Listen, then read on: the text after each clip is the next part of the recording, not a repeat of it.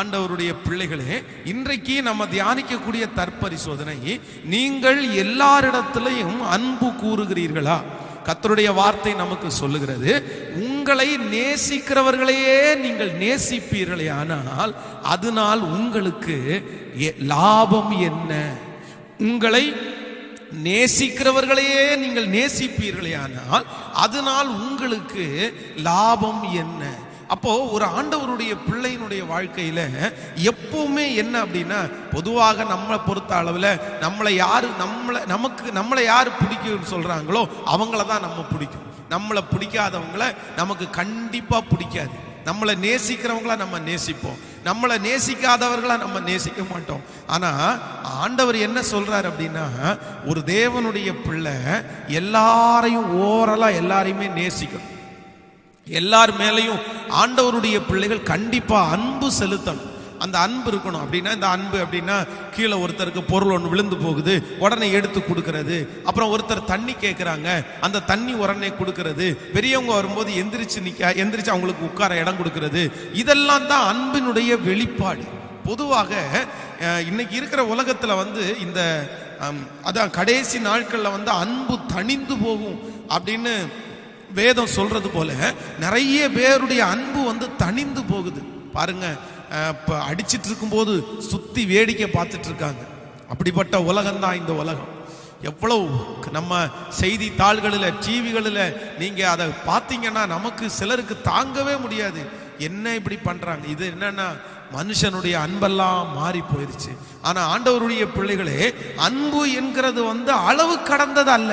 அளவு கடந்த அன்பு பாராட்டி அவங்கள கூட இது பண்ணிட்டு அந்த மாதிரி சொல்லல. பொதுவாக நமக்கு எல்லாருக்குமே ஜனங்கள் மேல ஒரு அன்பு நமக்கு தேவை. அந்த அன்பு இருந்தாதான் நம்ம ஜனங்களுக்காக ஜெபிப்போம், அன்பு இருந்தாதான் ரட்சிப்புக்காக நம்ம மன்றாடுவோம், அன்பு இருந்தாதான் நம்ம மன்னிப்போம்.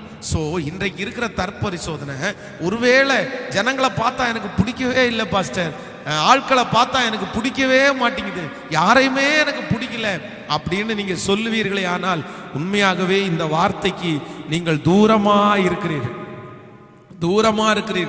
அப்போ ஆண்டவருடைய பிள்ளைகள் திறப்புல நிக்கணும். மோசே பாருங்க, அவனுக்கு விரோதமா எழும்பின அந்த ஜனங்களுக்காய் திறப்புல நின்று ஆண்டவரிடத்துல சொல்றான், ஆண்டவரே நீங்க என்ன நினைக்கிறீங்க ஏசப்பா, என்ன என் பேரை கிறுக்கி போடுங்க, அவங்களை அழிக்கிறதா இருந்தா என் பேரை கிறுக்கி போடுங்க.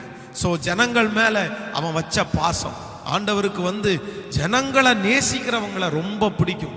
ஜனங்களை நேசிக்கிறவர்களுக்காக எதை வேணாலும் ஆண்டவர் தருவார், எத்தனை கோடி வேணாலும் தருவார். பெரிய பெரிய ஊழியம் செய்கிற பரிசுத்தவான்களுடைய அந்த காரியங்களை எடுத்து பார்த்தீங்கன்னா அவங்களுக்கு ஒரே ஒன்று மட்டும்தான் இருக்கும், பாடுற டேலண்ட் இருக்காது, எந்த டேலண்ட்டுமே அவங்களுக்கு இருக்காது. ஆனால் ஜனங்களுக்காக அவர்கள் அழுகிறவர்களா இருப்பாங்க. ஜனங்களை நேசித்து அப்படியே தேவ சமூகத்தில் ஜனங்களுக்காக மன்றாடுறவங்களா இருப்பாங்க. அவங்கள ஆண்டவர் ரொம்ப நம்புவார். ஆண்டவருக்கு யாரை பிடிக்கும்னா, இந்த சத்தத்தை யாராவது ஒரு வாலிப தம்பி தங்கச்சி இல்லைன்னா ஒரு இளம் ஊழிய தம்பி தங்கச்சி கேட்டு கொண்டிருப்பீங்கன்னா, மகன் உன் ஊழியத்தினுடைய உயர்வுக்கு, உன்னுடைய எதிர்காலத்தினுடைய உயர்வுக்கு ஆண்டவர் உன்னை நம்பணும் அப்படின்னா உனக்கு வேற எதுவுமே தேவையில்லை, உனக்கு எந்த குவாலிட்டி தேவையில்லை. ஒன்னே ஒன்று குவாலிட்டி, ஜனங்கள் மேல உனக்கு பாசம் இருக்குமே ஆனால், ஜனங்கள் மேல உனக்கு அன்பு இருக்குமே ஆனால், நிச்சயமா சொல்றேன், உன்னை ஆண்டவர் பெரிய ஊழியத்துக்கு நம்புவார். நீ பெரிய ஊழியக்காரனா தான் இருப்ப, பெரிய லட்சக்கணக்கான ஜனங்களுக்கு முன்பாக கண்டிப்பா நீ நிற்ப. ஆண்டவர் உங்களை நிக்க வைப்பார். இப்போ இந்த தற்பரிசோதனை உங்க மனசுல வச்சு நீங்க கேளுங்க, நீங்க அப்படி செய்றீங்களா? உங்களுக்கு எல்லாரும் மேலே நேசம் வருதா? பகைவர்களை கூட ஆண்டவர் நேசிக்க சொல்றாரு. உன் சத்துருவை சிநேகின்னு ஆண்டவர் சொல்றாரு. உனக்கு விரோதமா எழும்புறவனை நீ ஆசீர்வதின்னு சொல்றாரு. ஆனா நம்ம நிறைய பேருக்கு மனுஷங்களை பிடிக்கவே இல்லை. அது எப்படி ஆண்டவருடைய பிள்ளைகளா இருந்துட்டு எப்படி நேசம் இல்லாம இல்ல? இறங்குறவன், யாருக்கெல்லாம் ஏழைக்கு இறங்குறவன் கர்த்தருக்கு கடன் கொடுக்கிறான். இப்போ உங்களையே நீங்க கேட்டு பாருங்க. இப்போ ஜெபிக்க போறோம். இந்த தற்பரிசோதனையை மனசுல வச்சு ஜெபம் பண்ணுங்க.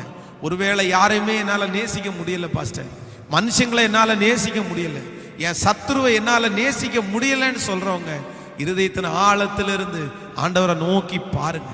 அப்பா என்னை மன்னிச்சிருங்கப்பா, இன்றைக்கு தற்பரிசோதனை நான் கேட்டு பார்க்கிறேன், நான் எல்லாரையும் நேசிக்கணும்ப்பா, நான் மனுஷங்களை நேசிக்கணும்ப்பா. மனுஷங்களை நேசிக்கக்கூடிய ஒரு இருதயத்தை எனக்கு தாரும். உம்மை போல மனுஷனை நேசிக்க கூடிய ஒரு இருதயத்தை எங்களுக்கு தாருமப்பா, எங்களுக்கு தாருமப்பா. கட்டளை இடுமப்பா. தேசத்திற்காய் திறப்புல நிக்கணும், ஜனங்களுக்காய் திறப்புல நிக்கணும், மக்களுக்காய் முழங்கால் படியிட்டு மன்றாடணும், ஜனங்களுக்காக அழணும், ஜனங்களுக்காக அழணும். ஆண்டவரே, ஒரு அவயவம் பாடுபடும் போது இன்னொரு அவயவம் சேர்ந்து பாடுபடணும். அப்படிப்பட்ட ஒரு குணத்தை கொடுங்க ராஜா. யாரையும் வெறுக்க கூடாது, யாரையும் அற்பமா நினைக்க கூடாது ஆண்டவரே. யாரையும் ஆண்டவரே நாங்க கேவலமா பேசிடக்கூடாதுப்பா. எல்லாரையும் நேசிக்க கூடிய ஒரு இருதயத்தை கர்த்தர் இந்த ஜெபத்துல இருக்கிற எங்க எல்லாருக்குமே கொடுங்கப்பா, கொடுங்கப்பா. ஆண்டவர் நம்முடைய ஜெபத்தை கேட்டதற்காய் எல்லாரும் கர்த்தரை ஸ்தோத்திரம் பண்ணுவோம். ஸ்தோத்திரம், ஸ்தோத்திரம், ஸ்தோத்திரம், ஸ்தோத்திரம். ஹல்லேலூயா. நம்ம ஒரு வசனத்தை நம்ம வாசிக்க போகிறோம். முதலாவதாக அப்போஸ்தலனாகிய யூதா எழுதின பொதுவான நிருபம், அதுல ஒரு அதிகாரம் தான் இருக்கிறது. அந்த 1ஆம் அதிகாரத்திலே 22வது வசனத்தை நம்ம வாசிக்க போகிறோம்.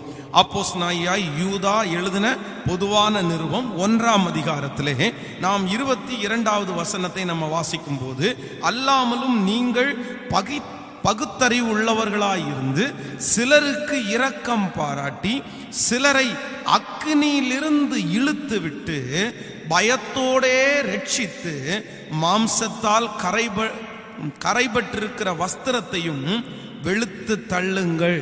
நன்றாய் கவனிங்கள். இன்னொரு விசை கூட வாசிக்கிறேன். அல்லாமலும் நீங்கள் பகுத்தறிவுள்ளவர்களாயிருந்து சிலருக்கு இரக்கம் பாராட்டி சிலரை அக்கினியிலிருந்து இழுத்து விட்டு, அக்கினியிலிருந்து இழுத்து விட்டு. சோ ஒரு தேவனுடைய பிள்ளையினுடைய வாழ்க்கையிலே இருக்கிற மிகப்பெரிய கடமை என்னவென்று சொன்னால், ஆண்டவர் நம்மை எதற்காக ரட்சித்தார், ஆண்டவர் நம்மை எதற்காக அவரை அறிகிற அறிவை நமக்கு கொடுத்திருக்கிறார் அப்படின்னா, அநேக தேவ பிள்ளைகளை, சிலரை நீங்கள் ஆண்டவருக்குள்ள பலப்படுத்துவது மட்டுமல்ல, சிலரை அக்கினியிலிருந்து அப்படின்னா மரணத்திற்கு போகிற சிலரை கூட ஆண்டவருடைய பிள்ளைங்க நீங்க எழுப்பி விடணும். ஒருவேளை இன்றைக்கு நீங்கள் இருக்கிற சூழ்நிலை வித்தியாசமானதா இருக்கலாம். இன்னைக்கு உங்களுக்கு வேற யாரோ ஒருவர் உங்களுக்கு உதவி செய்கிற ஒரு சூழ்நிலையில நீங்க தள்ளப்படலாம். பாஸ்டர், நானே அப்படிதான் இருக்கிறேன், என்னையே யாராவது ஒருத்தர் தூக்கி விடணும், என்னையே யாராவது ஒருத்தர் மரணத்திலிருந்து எடுத்து விடணும், எனக்கே இது பிடிக்கல அப்படின்ற சூழ்நிலையில ஒருவேளை நீங்க இருக்கலாம். ஆனா ஆவியானவர் இன்றைக்கு பேசுகிறாரு. உங்க மேல ஆண்டவர் வச்சிருக்கிற அபிஷேகம், உங்க மேல ஆண்டவர் வச்சிருக்கிற கிருபை, சாவுக்கு போனவங்களை கூட நீங்க என்ன பண்ணணும்னா அவங்கள அந்த சாவிலிருந்து தூக்கி விடுகிற அபிஷேகத்தை கர்த்தர் உங்க மேல வைப்பாராக. நிறைய பேர் உங்களை பார்த்து சாட்சி சொல்லணும். வருங்காலத்துல நிறைய ஊழியர்கள் எழும்பணும், நிறைய பிள்ளைகள் எழும்பணும். அவங்க மேடைகளில் ஏறி என்ன சாட்சி சொல்லணும்னா உங்களுடைய பேரை சொல்லி சொல்லணும். இந்த சார் என் உயிரை காப்பாத்தினாங்க, இந்த மாதிரி சூழ்நிலையில இவர் எனக்கு கவுன்சிலிங் கொடுத்து என்னை இவர் தூக்கி விட்டாரு, இன்னைக்கு நான் இந்த ஊழியத்துல பயன்படுகிறதற்கு, இன்றைக்கு நான் ஊழியம் செய்கிறதற்கு இவர்கள் தான் காரணம், இந்த நபர் தான் காரணம், இந்த நபரை ஆண்டவர் அன்னைக்கு அனுமதிச்சாரு, இந்த நபரை ஆண்டவர் அன்னைக்கு அனுப்பி விட்டார் என்று நீங்க எப்படி நிறைய பேர் சாட்சி சொல்லுகிறீர்களோ, அதே போல உங்களை குறித்து சாட்சி சொல்ற அளவிற்கு ஆண்டவர் உங்களை மாற்றணும்னு தான் இந்த வசனம் உங்களுக்கு சொல்லுகிறது. அன்பு தேவனுடைய பிள்ளைகளே, இந்த கான்சன்ட்ரேஷன் உங்களுக்குள்ள வராட்டா, இந்த எண்ணம் உங்களுக்குள்ள வராட்டா, நீங்க கண்டிப்பா அந்த ஊழியத்தை நீங்க செய்ய முடியாது. சோ இன்றைக்கு இந்த சத்தத்தை கேட்கிற அத்தனை தேவ பிள்ளைகளும் இந்த உபவாச ஜெபத்துல எதற்காக நீங்க ஆயத்தப்படணும்னா, அநேகர மரண வாசல்ல இருந்து நான் இழுத்து விடணும்ப்பா, இழுத்து விடணும்ப்பா, எனக்கே முடியல, நானே இப்படி இருக்கிறேன், நான் என்ன செய்வேன் அப்படின்னு நினைக்க கூடாது. யாராவது ஒருவர் அப்படிப்பட்ட சிச்சுவேஷனுக்குள்ள இருக்கிறாங்கன்னா நீங்க அவர்களுக்கு கவுன்சிலிங் கொடுத்து, இல்லைன்னா அவர்களுக்காக நீங்க ஜெபித்து தைரியத்தோட இல்ல அவனை நான் செய்ய போனேன்னா நானும் விழுந்துட போறேன், நானும் ஒன்றும் இல்லாம அப்படியெல்லாம் நினைக்க வேண்டாம். நீங்க ஜெபம் பண்ணி செய்யுங்க. உங்களுக்குள்ளே ஆண்டவர் கொடுத்த அபிஷேகம் வித்தியாசமான அபிஷேகம், உங்களுக்குள்ள ஆண்டவர் கொடுத்த மகிமை வித்தியாசமான மகிமை. அதனால உங்களுக்குள்ள தேவன் என்ன கொடுத்திருக்கிறார்னா, அநேகரை மரணத்திலிருந்து, அநேகரை கட்டுகளிலிருந்து விடுதலை ஆக்குற ஒரு அபிஷேகத்தை கர்த்தர் உங்களுக்குள்ள வச்சிருக்கிறார். நீங்க பேசினா அந்த மனுஷன் மாறுவாங்க, நீங்க அந்த மனுஷனை இழுத்தா அந்த மனுஷங்க கண்டிப்பா வருவாங்க. அதை ஆண்டவருடைய பிள்ளைங்க கண்டிப்பாக நீங்கள் நம்ப வேண்டும். என்னுடைய ஊழியத்திலே மறக்க முடியாத ஒரு சம்பவத்தை உங்களுக்கு முன்பாக நான் சொல்லுகிறேன். நான் தனியாக அந்த ஒரு வீட்டில் தங்கி கொண்டு இருக்கும்போது அந்த வீட்டில் நான் கீழே வீட்டில் குடியிருந்தேன். மேலே வீட்டில் ஒரு கணவன் மனைவி 2 சிறு குழந்தைகள், ரொம்ப குட்டியான 2 குழந்தைங்க அந்த வீட்டில் தங்கிட்டு இருந்தாங்க. இரவில் ஒரு 12 மணி இருக்கும். அந்த 12 மணிக்கு என்னுடைய வீட்டினுடைய கதவை யாரோ ரொம்ப வேகமாக தட்டுறது போல நான் உணர்ந்தேன். உடனே நான் அந்த 12 மணிக்கு எந்திரிச்சு கதவை திறந்து பார்த்தா அந்த மேல் வீட்டில் இருக்கிற ஒரு சிஸ்டர் ரொம்ப அழுது கொண்டே நிற்கிறாங்க. என்னன்னு கேட்டேன். பாஸ்டர், இந்த மாதிரி எனக்கும் என்னுடைய கணவனாருக்கும் பயங்கரமான வாக்குவாதம், 2-3 நாளாக ரொம்ப சண்டையா இருக்குது. இன்னைக்கு சண்டை ரொம்ப அதிகமாயிருச்சு.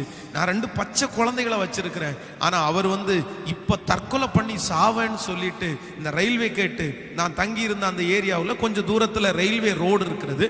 அந்த ரயில்வே ரோட்டுக்கு விழுந்து சாகிறதற்காக போறாரு. என்னால போக முடியல, 2 பச்சை குழந்தைகளையும் நான் எப்படி விட்டுட்டு போவேன்னு சொன்ன உடனே நான் எதையுமே யோசிக்கல. ஆண்டவருடைய கிருபையினால உடனே எந்திரிச்சு நான் சட்டையை எடுத்து போட்டுட்டு நேரா அவருக்கு பின்னாடியே ஓடினேன். அவர் பார்த்தீங்கன்னா மிக வேகமா நடந்து அந்த ரயில் ரோடுக்கு நேரா வேகமா போயிட்டே இருக்கிறாரு. நான் பின்னாடியே ஓடினேன். நான் போறதுக்கு முன்னாடி அவர் என்ன பண்ணிட்டார் அப்படின்னா, அந்த நைட்டு ரொம்ப இருட்டா இருக்குது, அந்த ரயிலுடைய தண்டவாளம் இருக்குது, அந்த தண்டவாளத்துல இப்படி படுத்துட்டார். தண்டவாளம் இப்படி போயிட்டு இருக்குது, அவர் கிராஸா படுத்துட்டார். போகும்போது கையில் ஒரு ரெட் கலர் டவல் கூட ஒன்று எடுத்துட்டு போனார்.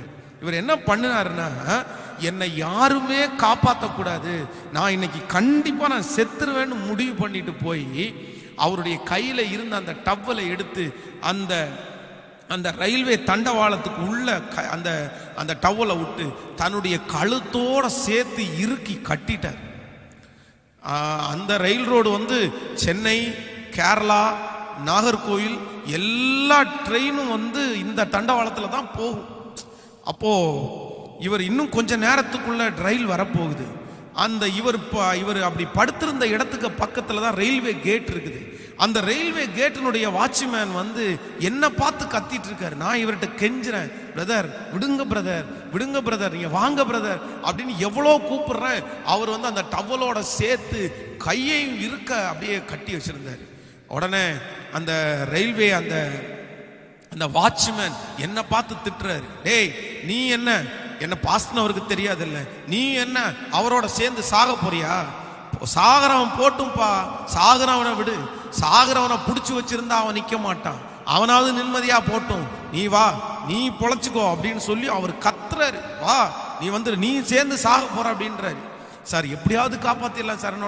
அவர் நான் இப்படிப்பட்ட ஒருத்தனையும் காப்பாற்ற மாட்டேன்றாரு.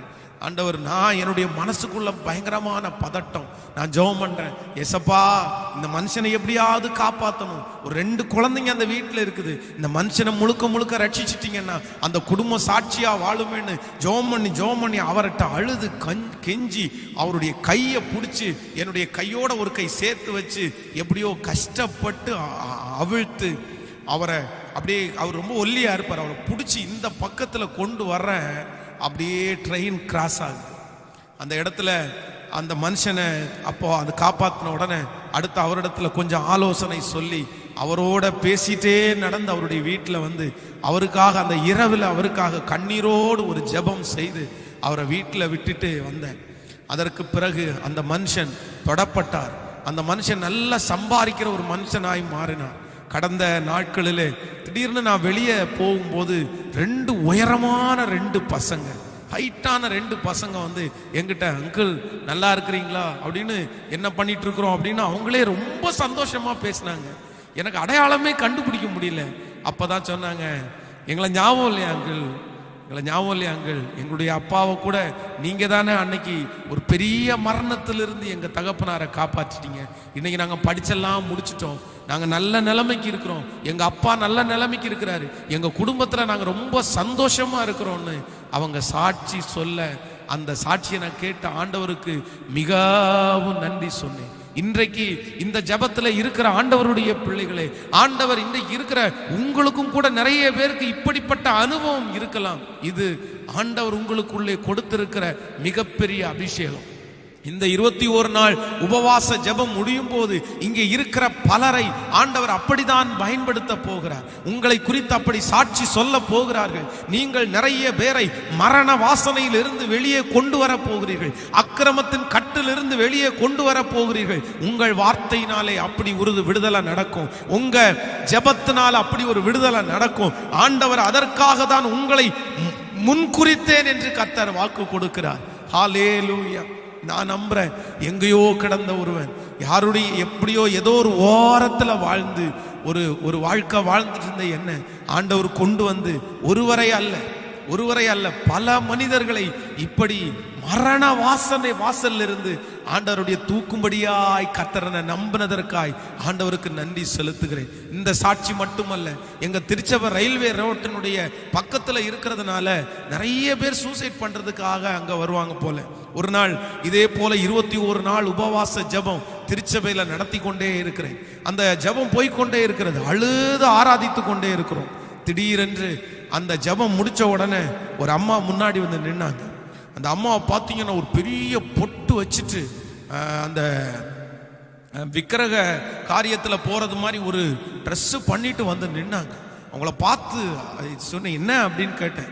அப்படியே கண்ணிலிருந்து தாரதாரையா கண்ணீர் வடியுது. அப்போ அவங்கள்ட்ட கேட்டேன், என்ன ஏன் இப்படி நீங்க இவ்வளோ சோகத்தில் இருக்கிறீங்க, என்ன விஷயம் அப்படின்னு கேட்டேன். இல்லை, நான் இன்னைக்கு தற்கொலை பண்றதற்காக இந்த ரயில் ரோட்டுக்கு வந்தேன், ஆனா என்னமோ தெரியல, அந்த ரயில் ரோட்ல நான் தற்கொலை பண்ணி குதிக்கணும்னு சொல்லும் போது ஒரு பாட்டினுடைய சத்தம் என் காதுல கேட்டுச்சு.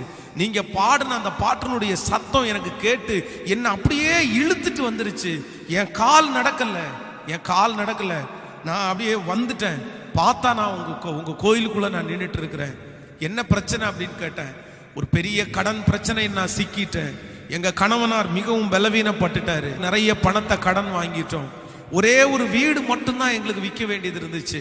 அந்த வீட்டை விற்று எல்லா கடனையும் அடைக்கலான்னு பார்த்தா அந்த வீடு பள்ளத்து ஓரத்தில் இருக்கிறதுனால அந்த இடத்துல ரோடு வருதுன்னு சொல்லி ரொம்ப கம்மியான விலைக்கு வெறும் 5 லட்சம் ரூபாவுக்கு அந்த வீட்டை எங்களுக்கு கேட்குறாங்க. என்ன பண்றதுன்னே தெரியல. ஒரு பையன் இருக்கிறான், அவனை கடன்காரனோட விட்டுட்டு போறேன்னு இனி வாழவே முடியாதுன்னு சொல்லி சாகிறதற்காக வந்தேன். ஆனா உங்க பாட்டு என்னை இழுத்து இங்க கொண்டு வந்து நிட்டுருச்சு அப்படின்னு சொன்ன உடனே நான் சொன்னேன், இல்ல, ஏன் பாட்டு இல்ல, கர்த்தர் தான் உங்களை, ஏசப்பா தான் உங்களை இந்த இடத்துல கொண்டு வந்து நிறுத்தி இருக்கிறாரு. உங்க கடன் நிச்சயமா மாறும், ஆண்டவரால மாற்ற முடியும். இந்த 21 நாள் உபவாச ஜெபத்துக்கு தவறாம வந்துருங்க அப்படின்னு அவளுக்கு சொல்லி ஆறுதல் கொடுத்து அவர்களுக்காக ஜெபித்து அனுப்பினேன். கண்டினியூவா ஜெபத்திற்கு வந்தாங்க. ஒரு மிகப்பெரிய அதிசயம், 21 நாள் உபவாச ஜெபம் முடியும் போது 5 லட்சம் ரூபாய்க்கு கேட்ட அந்த வீடு பல லட்சம், கிட்டத்தட்ட 15 லட்சத்துக்கு மேலாக அந்த வீடை ஒரு நபர் வாங்கினார். அவருடைய கடனெல்லாம் அடைக்கப்பட்டுருச்சு. அவங்க மாசம் 2000 ரூபாய் வீட்டு வேலை செஞ்சு சம்பாதிச்சுட்டு இருந்தாங்க. ஆனா அவங்களுக்கு திடீரென்று ஒரு நல்ல வேலை கிடைச்சிருக்கு, 16,000 ரூபாய் சம்பளத்துல வேலை. அவங்க நிலைமையே கர்த்தர் மாத்திட்டாரு, குடும்பத்தை மாத்திட்டாரு. அவங்க மிக சந்தோஷமாயி இன்றைக்கும் திருச்சபையிலே வந்து கொண்டிருக்கிறார்கள். ஒரு மிகப்பெரிய ஆச்சரியம் என்ன அப்படின்னா, இந்த அம்மாவுடைய நல்ல இருதயத்தை பார்த்து ஞானஸ்நானம் எடுத்துட்டாங்க, ரட்சிக்கப்பட்டாங்க. இவங்களுடைய நல்ல இருதயத்தை பார்த்து அந்த ஓனர், நீங்க அவங்க ரொம்ப வயசானவங்க, அவங்க இந்த அம்மாவை பார்த்து சொன்னாங்களாமா, ஒருவேளை நாங்க இறந்து போனா கூட நீங்க இந்த உலகத்தை விட்டு போற வரைக்கும் உங்களுக்கு சம்பளம் கொடுப்போம்னு சொல்லி ஒரு உயில் எடுத்து எழுதிய வச்சுட்டாங்க. நாங்க செத்து போனதுக்கு பிற்பாடும் இந்த அம்மாவுக்கு மாசம் இந்த மாதிரி சம்பளத்தை நீங்க கொடுக்கணும்னு சொல்லி கவர்மெண்ட் கொடுக்கறது மாதிரி அவங்க எழுதியே வச்சுட்டாங்க. சோ ஆண்டவர் எவ்வளவு நல்லவர் பாருங்க. ஆண்டவருடைய பிள்ளையே, உங்க வாழ்க்கையே இன்னைக்கு, என் வாழ்க்கையே இன்னைக்கு திண்டாடிட்டு இருக்கு பாஸ்டர். என் வாழ்க்கையே ஊசலாடிட்டு இருக்கு பாஸ்டர், என்னை யாராவது நிறுத்த மாட்டாங்களான்னு நான் கவலைப்பட்டுட்டு இருக்கிறேன், ஏன் கடனை முடிக்க மாட்டாங்களா அப்படின்னு நான் ரொம்ப நொந்து போய் தான் அந்த இடத்துல இருக்கிறேன். எனக்கே நிரந்தரம் இல்லை பாஸ்டர், நான் தான் அப்படிப்பட்ட ஆளு, நான் தான் சாகணும். இல்லை இல்லை இல்லை, ஆவியானவர் உங்களோடு தெளிவாய் பேசுகிறார். மகளே, இந்த சூழ்நிலை, மகனே, இந்த சூழ்நிலையை ஆண்டவர் அனுமதித்ததற்கு காரணம், இப்படிப்பட்ட சூழ்நிலையிலே போகிற அநேகம் பேரை நீங்கள் விடுவிக்கும்படியாக கர்த்தர் உங்களை அழைச்சிருக்கிறார். உங்களை அழைச்சிருக்கிறார். உங்க மேல வச்ச அபிஷேகம் அப்படிப்பட்ட அபிஷேகம். கலங்கக்கூடாது, பயப்படக்கூடாது. இந்த சோதனையை பார்த்து நான் அழிஞ்சு போவேன்னு நினைக்காதீங்க. கர்த்தர் உங்களை பலர மரண வாசலில் இருந்து எடுக்கும்படியாக கர்த்தர் உங்களை அபிஷேகம் பண்ணி இருக்கிறார். எத்தனை பேர் நம்புறீங்க? நம்புறவங்க ஒருவேளை அதுல ஆமேன் சொல்லுங்க. முடிஞ்ச சத்தமா அந்த இடத்துல ஆமேன் சொல்லுங்க. ஆண்டவர் உங்களை மரண வாசல்ல இருந்து அநேகரை நான் நம்புறேன். இன்றைக்கு திருச்சபையில ஆயிரக்கணக்கான ஜனங்கள் ஆண்டவர் கொண்டு வந்திருக்கிறார். இந்த ஆயிரக்கணக்கான ஜனங்களில் பல ஜனங்கள் வந்து சாவுக்கு போனவங்கள தான் ஆண்டவர் பேசிட்டு வந்திருக்கிறார். இது ஒண்ணு இல்ல பிள்ளைய, ஆண்டவருடைய பிள்ளைகளை ஒண்ணு இல்ல, பல சாட்சிகள். திருச்சபையில ஒரு நாள் ஆராதனை நடத்தி கொண்டிருக்கிறேன். அப்போ ஆண்டவர் அந்த ஆராதனை நடத்தும் போது ஒருத்தர்கிட்ட தெளிவா பேசுறாரு, மகளே, நீ சாகணும்னு வந்திருக்கிற, ஆனா ஆண்டவர் உன்னை வாழணும்னு சொல்றாரு, உன்னை வாழணும்னு சொல்றாரு அப்படின்னு சொல்லி அந்த தீர்க்க தரிசனமான வார்த்தையை சொல்லி ஜெபம் பண்ணி அந்த சர்ச்சை முடிச்சிட்டு வரும்போது ஒரு அம்மா பேக திறந்து காமிக்கிறாங்க. உள்ளுக்குள்ள பாத்தீங்கன்னா பாய்சன் இருக்கு. உள்ளுக்குள்ள பாய்சன் வாங்கி வச்சுட்டு வந்திருக்கிறாங்க. செத்துறணும்னு வந்தேன், ஆண்டவர் இன்னைக்கு வாழணும்னு சொல்றாரு. சே, எவ்வளோ பெரிய மகிமை, எத்தனை சாட்சிகள் இப்படி. அப்ப நான் இன்னைக்கு நம்புறேன், ஆண்டவர் என்ன வேறு பிரிச்சதற்கு காரணம், இவ்வளோ பெரிய போராட்டங்களை நான் கடந்து வந்ததற்கு காரணம், இத்தனை அவமானங்களையும் வியாதிகளையும் கடந்து வந்ததற்கு காரணம், அநேகரை மரண வாசல்களில் இருந்து எடுக்கும்படியாக இன்றைக்கு அதே வார்த்தையை தான் உங்களுக்கு ஆண்டவர் பேசுறார். இத்தனை போராட்டத்தை உங்களை எதற்காய் தாண்ட பண்ணினார்? இத்தனை சூழ்நிலையை ஆண்டவர் எதற்காக அனுமதித்தார்? வேற எதுக்காகவும் இல்லை தேவ பிள்ளையே, அநேகரை மரண வாசலில் இருந்து எடுக்கும்படியாகவே கர்த்தர் அனுமதிச்சிருக்கிறார். ஹalleluya, ஹalleluya, praise the Lord. ஆண்டவர் உங்களோடே கூட இருப்பாராக.